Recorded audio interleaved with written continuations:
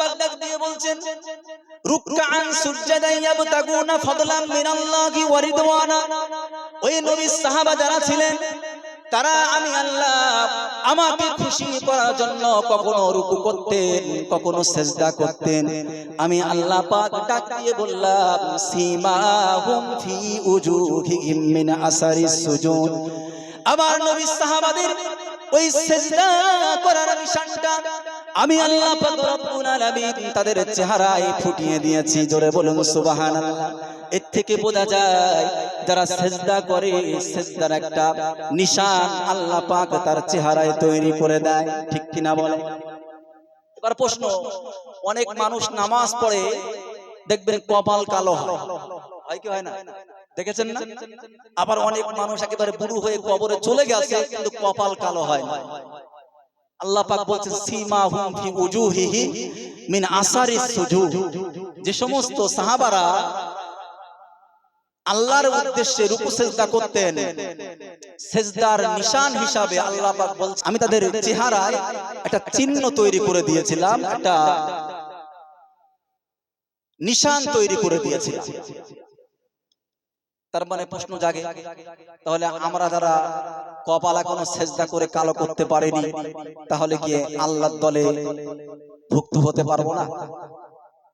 আসলে তাফসীর এমনটা না।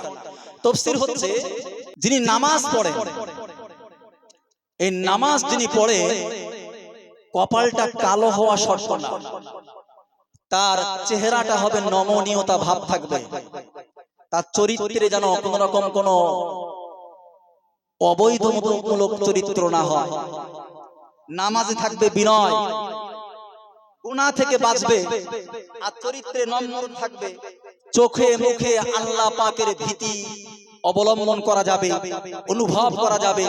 তবেই মনে করতে হবে যে উনি হচ্ছে আল্লাহ পাক রব্বুল আলামিনের ঘোষিত সেই মানুষটা। সীমাহুম ফি উজুহিহিম, যার চেহারা দেখলে মনে হয় না এই ব্যক্তি আল্লাহওয়ালা, যার চেহারা দেখলে নমনীয়তা ভাব প্রকাশ পায়, যার থেকে কোনো গুনাহ প্রকাশ পায় না, যার দ্বারায় কোনো মানুষ কষ্ট পায় না, সেই ব্যক্তি হচ্ছে এই আয়াতের মূল লক্ষ্য। তাহলে বোঝা গেল আমরা যারা রুকু করি সিজদা করি আমাদের যদি কপাল কালো না হয় কোনো ভয় পাওয়ার দরকার নাই। হ্যাঁ, নামাজ পড়ি কপাল কালো হয়ে গেছে, এখনো পর্যন্ত মানুষকে ছোট বড় কথা বলতে দ্বিধা করলাম না।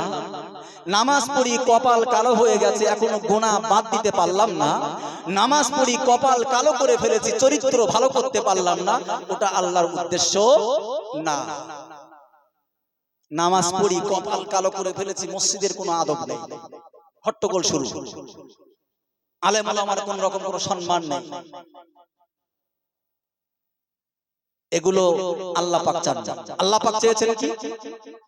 আল্লাহ পাক যেটা চেয়েছেন সেটা রাসূল সাল্লাল্লাহু আলাইহি ওয়াসাল্লাম হাদিস পাকের মধ্যে বলছেন।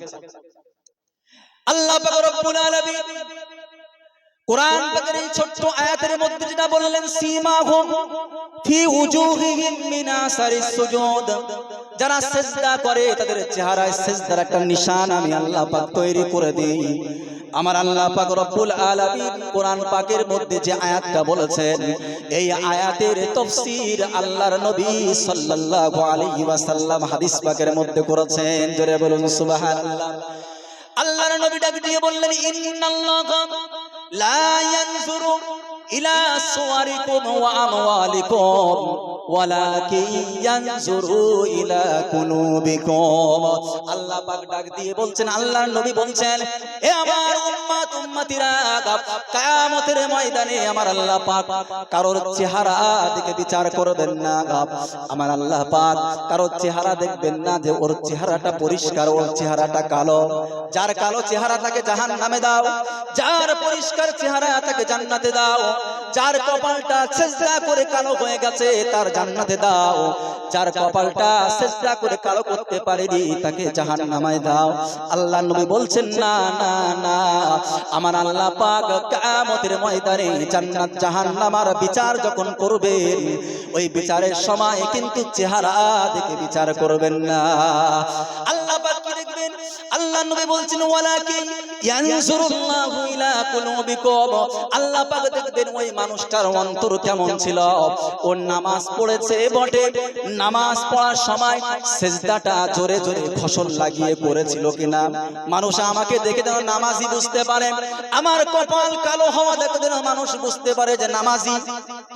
এমনটা যেন না হয়, আমি নামাজ পড়ি গোটা গ্রামের মানুষ যেন বুঝতে পারে এই ব্যক্তিটা 5 ওয়াক্ত নামাজি, আমাকে যেন নামাজি বলে ডাকা হয়।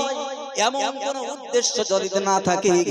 আমার আল্লাহর নবী ডাক দিয়ে বললেন, যদি মনের কথা, যদি মনের নিয়তটা, অন্তরের নিয়তটা যদি ঠিক থাকে, আমার আল্লাহ পাক কপাল কালো হোক আর সাদা হোক, তোমার জন্য জান্নাতের ফয়সালা করে দেবে। জোরে বলুন সুবহানাল্লাহ। আল্লাহর নবী সাল্লাল্লাহু আলাইহি ওয়াসাল্লাম বললেন, ভয় পাওয়ার কোনো কারণ নাই, বরং হানাফি মাযহাবের মসলা অনুযায়ী জোরে জোরে সিজদা করা এবং এই আশায় সিজদা করা যে আমার কপালটা কালো হোক, মাকরুহ বলা হয়েছে, আল্লাহর কাছে অপছন্দনীয় আমল। ওই জন্য যাদের কপাল কালো হয়নি, দরকার নেই, জোরে জোরে কপাল কালো করার দরকার নেই। বুঝতে পারেননি? আমার আপনার কি করতে হবে? নামাজ যখন পড়ি, আমার চেহারা দেখে যে মানুষ বুঝতে পারে না এই ব্যক্তির নামাজ, আমার চেহারা, আমার লেবাস, আমার আচার আচরণ দেখে, আমার ব্যবহার দেখে যেন মানুষ বুঝতে পারে না এই ব্যক্তিটা নামাজি, ইমানদার, মুত্তাকি, পরহেজগার। জোরে বলুন সুবহানাল্লাহ।